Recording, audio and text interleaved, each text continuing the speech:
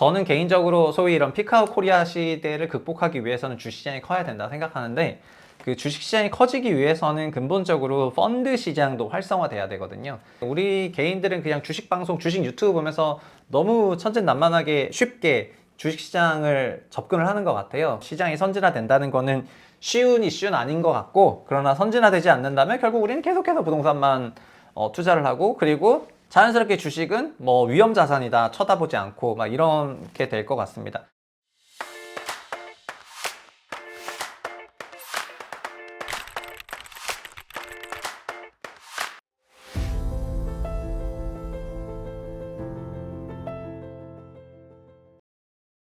안녕하세요. 최상욱의 부동산 시무룩센터 센터장 최상욱입니다.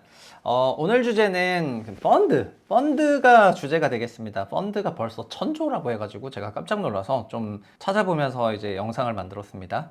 일단 신영증권에서 그 4월에 낸 자료가 있는데 1000조 원 시대라고 하더라고요. 사실 이 천조국이란 말이 미국의 국방비에서부터 시작을 했는데 어느 순간 그거 이제 돈을 많이 쓰면은 그런 천조국이라고 하는데, 그래서 이 자료를 보니까 조금 재밌더라고요.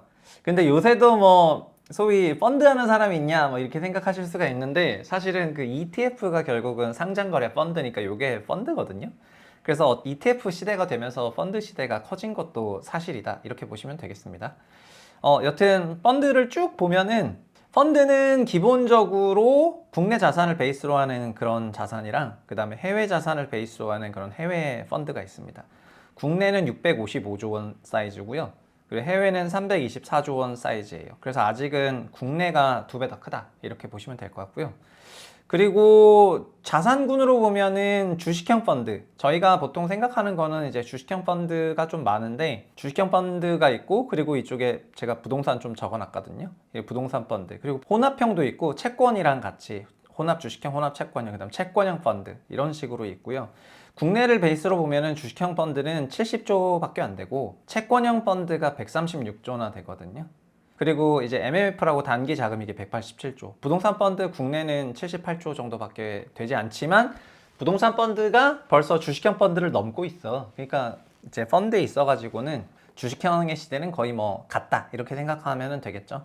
나머지는 뭐 재간접 특별자산 이런 것들도 있는 거고요. 해외를 보더라도 해외는 근데 주식형 펀드가 42조. 그 다음에 해외는 해외 부동산도 많죠. 많이 투자했으니까. 물론 이거 지금 다 골로 가고 있는 거 아시죠? 해외 부동산 펀드 지금 뭐 다 골로 가고 있긴 하지만 어쨌든 돈이 많고 이렇게 되어 있습니다. 그리고 여기 공모하고 이제 사모로 되어 있는데, 사모는 아시겠지만은 50인 미만, 그러니까 49인까지를 사모라고 하거든요. 그래서 이 사모펀드 하면은, 저는 우리나라의 사모펀드만큼 대중들에게 이미지가 안 좋은 게 있나 이런 생각이 좀 들지만, 근데 사실은 공모펀드나 사모펀드가 막 그렇게 서로 다른 것도 아닙니다. 다만 사모를 이용한 그런 사건 사고들이 많았기 때문에 이미지가 조금 안 좋아진 것 같습니다. ETF를 제외하고 나면은요, 주식형 펀드 중에서 조금 인기 있었던 거, 올해 1분기 기준으로 인기 있었던 거 보면은 설정액이 한 2천억 정도 되는 VIP, 한국형 가치투자 증권투자 신탁펀드, 요게 올해 1분기 한 100억 정도, 110억 정도 돈이 들어왔다 하고요. 그 다음 베어링이라는 자산운용이 있는데, 베어링에서는 고배당 증권투자, 그 다음 우리나라 신성장 탑20, 그 다음에 DB 바이오 헬스케어, 대신 인덱스 밸류증권, 이런 종목인 것 같습니다. 저도 믿어지지 않겠지만은 저도 바이오는 펀드를 들고 있어요. 공모 펀드를요. 그래서 왜냐면 바이오는 섹터가 볼 게 많거든요. 그래서 주제별로 공모 펀드를 드는 것도 괜찮은 전략이라고 저는 뭐 생각을 해요. 많은 사람들이 와, 요즘 철진한 공모 펀드를 들다니 뭐 님 뭐 화석이심 이렇게 할 수 있지만, 저는 운용사별로 주제별로 좋은 펀드를 드는 거는 좋은 전략이라고 생각합니다. 돈이 빠져나간 펀드들도 있죠. 여기 미래에셋 코어테크 증권투자 신탁이 1분기 기준으로 1000억 이상 나갔고요. 그 다음 NH 아문디 코리아 2배 레버리지. 와, 이거 돈 빠져나간 펀드들 보면은 인덱스 펀드들이 많더라고요. 어쨌든 1분기 때는 인덱스에서 돈을 빼가지고 뭔가 좀 더 액티브하게 운용을 했던 것 같은 그런 생각이 약간 듭니다. 자, 이제 해외 펀드를 보면은, 해외 자산을 베이스로 하는 이런 펀드들을 보면은 돈이 어디로 들어갔냐? 결국은 다 미국, 북미 쪽으로 진짜 많이 들어갔다는 걸 아실 수가 있겠죠. 이게 이제 1분기 기준으로 한 8천억 정도 되는 돈이 들어갔고요. 그리고 북미 펀드는 이 수익률도 보시면은, 이 보고서는 4월이니까 1월 기준 3.75인데 1년 기준 44%, 북미 펀드 1년 기준 44%면 뭐 대박 났죠. 그리고 인도 펀드도 보시면은 인도로도 사람들이 돈을 많이 넣나 봐요. 그래서 인도로도 1분기에 1200억 정도 들어가고, 그 다음에 1월은 좋지 않았지만 연간으로는 40%, 인도도 연간 40% 정도 수익을 줬습니다. YTD 연초 대비 7%, 미국은 13%. 지금 미국은 좀 더 올랐을 것 같아요. 인도는 최근에 모디 총리 바로 얼마 전에 그 3선을 했지만 모디 총리 그 세력이 연임 못할 수도 있다 막 이러면서 주가가 좀 변동성이 높아지고 막 그런 거 있는 것 같습니다. 근데 어쨌든 우리나라 사람들 되게 부지런해. 이런 거 다 보면서 넣는단 말입니다. 그래가지고 중국은 돈이 조금 많이 빠져나간 이제 그런 국가가 대표적인 게 중국 되겠습니다. 근데 국내 펀드의 전반적인 역사를 보면 저희가 1000조 원 펀드 시장을 얘기를 할 때 이거 단위가 조원이거든요. 보시면은 주식형 펀드가 제일 잘 나갔었을 때인데 이때 보면은 06년에 46조, 그러니까 04년에 9조 원이었는데 05년에 26조, 그러니까 300% 증가한 거고요. 06년에 46조, 이것도 보시면은 거의 2배 정도 늘었고 그 다음에 07년 116조. 이때 진짜 어마어마했습니다. 08년 140조. 07년부터 100조 시대를 열어버렸네. 116조, 140조, 126조, 101조, 104조.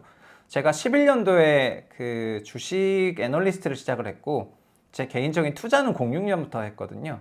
그래서 요 시기를 이제 거의 주식시장이 있었으면 아마 난리 났을 것 같고요. 제가 외부에 있다가 11년부터 애널리스트 생활을 했는데 이때 진짜 그 주식시장의 펀드 매니저랑 애널리스트 몸값이 아마 지금 믿어지지 않는 수준일 겁니다. 당시 막 건설조선 이런 산업재 애널리스트들 있잖아요. 이런 분들은 이 당시에도 막 베스트를 찍으면은 막 5억, 10억 받고 이랬거든요. 믿어지십니까? 07년, 08년 시점에서. 그러니까는 그 당시 그런 연봉이라니 저도 진짜 믿어지지가 않습니다. 그래서 우리나라 대기업들도 그 막 연봉을 많이 주지 않, 연봉 한 장을 받으면 많이 받겠다고 한 그런 시대에 애널리스트들이 막 3억, 5억 받아버리고 외사는 막 10억 주고 막 어떤 사람은 막 10억, 20억 받고 가는 그런 시기였다 보니까 이때 진짜 엄청난 그런 사람들이 여의도에 들어왔던 것 같습니다. 저는 그 끝물에 11년도에 들어갔고요. 그래서 저는 들어가면서부터 어떻게 보면 다운턴을 경험한 그런 운 나쁜 세대를 할 수 있겠습니다. 시장이 한참 무너지다가 지금 보시면 채권형 펀드는 나름 꾸준히 올라갔고 2021년부터 130조 넘어가는 굉장히 규모 있는 펀드 시장으로 가고 있고요. 그리고 부동산 펀드 있잖아요. 이 부동산 펀드라는 거는 보시면은 부동산 펀드도 사실은 17년, 18년부터 본격적으로 특히 20년부터 100조 원대였고 지금은 연간 159조 원이나 돼요. 그러니까 현재 부동산 펀드가 굉장히 활성화되어 있다고 보시면 되겠습니다. 근데 최근에 주식형 펀드가 다시 이렇게 올라가고 있는데 이거는 뭐 사모와 ETF의 힘이라고 봐야 되겠죠.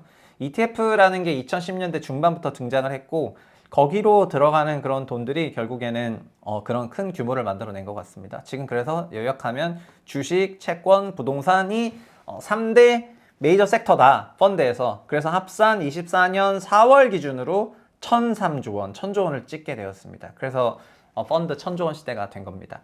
근데 사실은 제가 요때 얘기했지만은 IMF 끝나고 나서 2000년이 되고 나면서부터 그 펀드 시대가 되면서 이런 바이코리아 펀드, 이건 99년 광고거든요.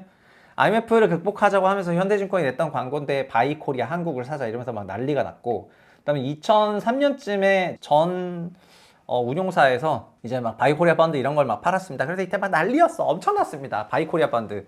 그러나 지금은 한국을 안녕하는 바이코리아 펀드로 좀 이제 바뀌고 있습니다. 이거 나만 이런 게 아니고 그냥 저출산으로 치면 책들이 엄청나게 검색이 돼. 그래서 지금은 소위 피크아웃 바이코리아 약간 이런 컨셉으로 조금 바뀌었습니다. 근데 제가 사모와 공모를 조금 얘기하려고 한 건데요. 사실은 많은 분들이 사모펀드에 대해서는 알고는 있지만 가입을 못하는 경우가 굉장히 많으실 거라고 생각을 합니다. 일반적으로 우리는 공모펀드를 잘 알고 있는데요. 박근혜 정부 때 15년도에 사모펀드 활성화 정책을 폈습니다. 왜냐하면은 외국을 보더라도 이런 사모펀드들이 엄청 크거든요. 그래서 공모펀드보다 사모펀드를 중심으로 금융시장을 키우고 이것이 조금 창조경제라고 생각을 하면서 그때 정책들을 많이 썼고, 그래서 사모펀드 자본금을 40억에서 20억으로 낮춰주고 운용력은 3명만 있으면 되고 그리고 각 3년 이상의 경력만 있으면 되기 때문에 창업이 쉬워졌습니다. 그리고 위탁을 맡기는 그런 수익자도 5억이 있어야 되는데 이때부터 1억이면 됐었기 때문에 1억이 있는 사람들이 사모펀드 고객이 되기 되게 쉬웠거든요. 그래서 이때 사모펀드를 운용하는 그런 자문사가 굉장히 많이 설립이 됐습니다.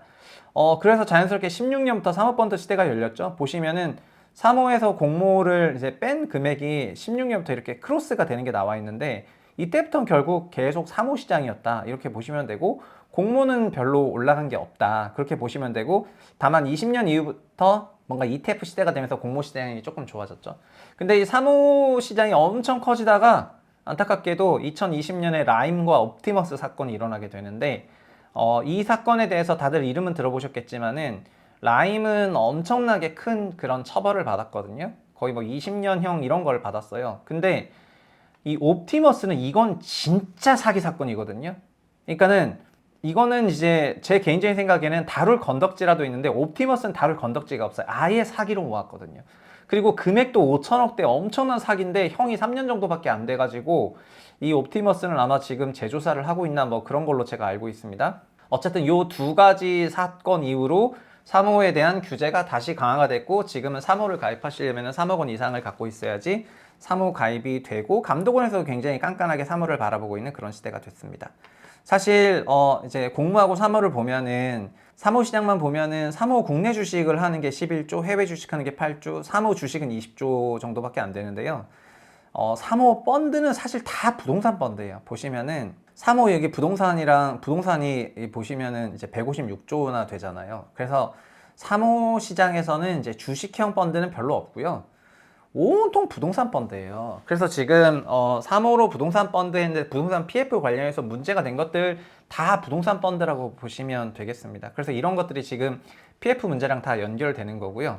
그 다음에 이제 국내랑 해외, 국내도 여기 있지만 해외 주식 사모 펀드도 엄청 많은데 이런 것들이 다 지금 문제가 되고 있는 그런 상황이 되겠습니다. 어쨌든 사모 시대가 과거에 저희가 한 10년 전에 이 산업을 키워야 되겠다고 생각했을 때는, 그때는 주식 부동산 다 키우겠다는 생각이긴 했지만 좀 사모 주식, 외국에 있는 그런 유명한 사모펀드들 있잖아요. 그런 것처럼 사모 주식 시대를 되게 키우고 싶은 생각으로 이렇게 시작을 했는데, 사모 주식과 관련해서는 뭐 이제 그런 사기 사건들이 이제 대박으로 터지게 되면서 지금 사모 시장이 못 커버린 게 개인적으로 안타까운 부분이라 생각하겠고요.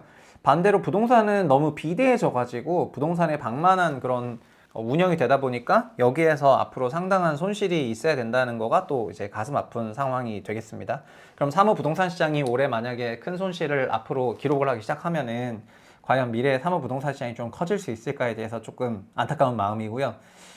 그리고 어쨌든 공모는 이제 400조 원 정도 되는데, 공모는 ETF의 시대가 됐기 때문에 주식형이라든가 혼합형 이런 것들이 굉장히 많아지기는 했는데 공모는 뭐 부동산 펀드도 별로 없고요. 그래서 공모 펀드는 근데 그 지금은 막 다들 펀드 안 하고 본인이 직접 투자하시고 이런 생각인데, 이제 공모 ETF를 제외한 공모 펀드 같은 거 이제 공부해 보시면은 저는 재미있을 거라고 생각하고 있습니다. 어쨌든 펀드 투자 시대가 08년 금융위기를 전후로 좀 투자 신뢰를 잃으면서 11년부터 완전히 역성장에 진입을 했다가 20년부터 이제 주식형 펀드 시장이 올라왔습니다. 저는 개인적으로 소위 이런 피크아웃 코리아 시대를 극복하기 위해서는 주식시장이 커야 된다 생각하는데, 그 주식시장이 커지기 위해서는 근본적으로 펀드 시장도 활성화돼야 되거든요. 개인들이 직접 위험 자산을 직접 거래하게 되면은 이 뇌가 그 투자 거래를 굉장히 불리하게 만들어내는 여러 가지 명령들을 내리기 때문에 확실히 좀 많은 훈련들이 필요한데, 우리 개인들은 그냥 주식 방송, 주식 유튜브 보면서 너무 천진난만하게 쉽게 주식시장을 접근을 하는 것 같아요. 그래서 제 주변에 주식으로 돈 벌었다는 사람을 별로 많이 못 봤는데, 우리 구독자분들 중에서도 주식으로 돈 벌었으면 댓글 좀 남겨봐봐. 그 주식으로 돈 벌었다는 사람을 못 봤는데, 그러니까 맨날 부동산으로 돈 번다고 얘기하면서 주변에서 그 부동산 해야지 무슨 주식하냐 막 이런 얘기들이 되게 많았고 막 그런 거잖아요. 그런데 사실은 이것도 공부와 분석을 통해 가지고 그 투자 시장이라는 걸 말씀드리고 싶은데, 네, 우리나라 그 주식 시장이 위축이 된 거는 꼭 이제 운용사만의 문제냐, 근데 우리나라 증시 시스템의 문제냐, 그러니까 배당세제든 뭐든 이런 시스템의 문제냐, 그리고 기업 경영진이 정말 주주를 위해서 일하는가 아니면은 최대 주주를 위해서 일하는가, 이제 그런 여러 가지 대리인 문제들이 있잖아요. 이런 것들이 다 혼재된 문제인 것 같습니다. 그래서 시장이 선진화된다는 거는 쉬운 이슈는 아닌 것 같고, 그러나 선진화되지 않는다면 결국 우리는 계속해서 부동산만 투자를 하고, 그리고 자연스럽게 주식은 뭐 위험 자산이다 쳐다보지 않고 막 이렇게 될 것 같습니다.